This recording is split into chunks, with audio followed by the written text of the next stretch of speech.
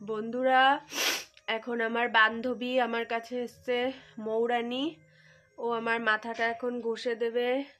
আর এই যে পায়ে তো ব্যান্ডেজ করা, এই যে পায়ের অবস্থা তো খুবই, এই যে পেটের অবস্থা।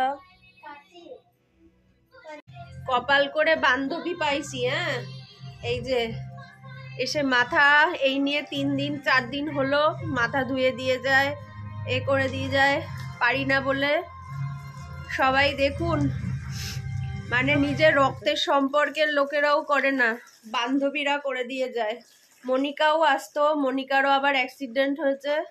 ওর আবার ঠোঁটের এই পাশটা কেটে গেছে, বাথরুমে পড়ে গিয়ে বেচারি কথা বলতে পারছে না ঠিক করে, ওই জন্য ও আজকে আসেনি। মৌ একাই এসে আমার মাথা টাথা ঘষিয়ে ধুয়ে দিয়ে যাচ্ছে। বোধহয় কোনো জন্মে পুণ্য করেছিলাম বলে এরকম বান্ধবী পেয়েছি, যে বিপদের সময় এসে পাশে দাঁড়ায়।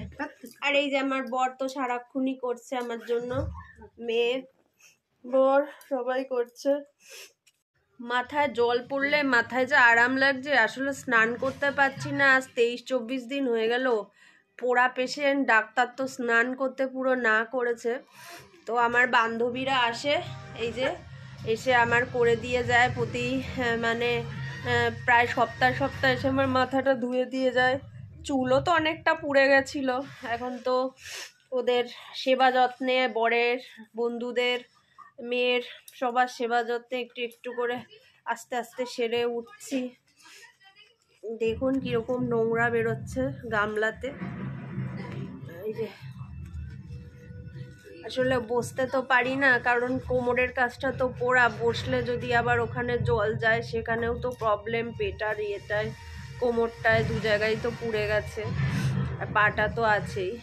ওই জন্যেই শুয়ে শুয়ে বিছনায় তারপরে মাথাটা ওরা ঘষে দিয়ে যায়। মৌ, মিলি আর মনিকা, এই 3 জন বান্ধবী আমার জন্য প্রচুর করেছে। আমি সুস্থ হয়ে ওদের জন্য ট্রিট দেব আগে। যদিও এই দিন কোনো ট্রিটেই শোধ করা যায় না, কারণ সুসময় অনেক বন্ধু থাকে, কিন্তু দুঃসময়ে সব বন্ধুরা থাকে না। বন্ধুরা কিন্তু এই বান্ধবীগুলো আমার দুঃসময় যেভাবে আমার পাশে এসে দাঁড়িয়েছে, আমি কোনোদিনই ওদের উপকার ভুলবো না। বন্ধুরা, আমার বান্ধবী এসে আমাকে মাথা ফাতা ঘষে দিয়ে, ভালো করে মুছে, জামা কাপড় গা স্পঞ্জ করে চেঞ্জ করিয়ে দিয়ে তারপরে ও যাচ্ছে।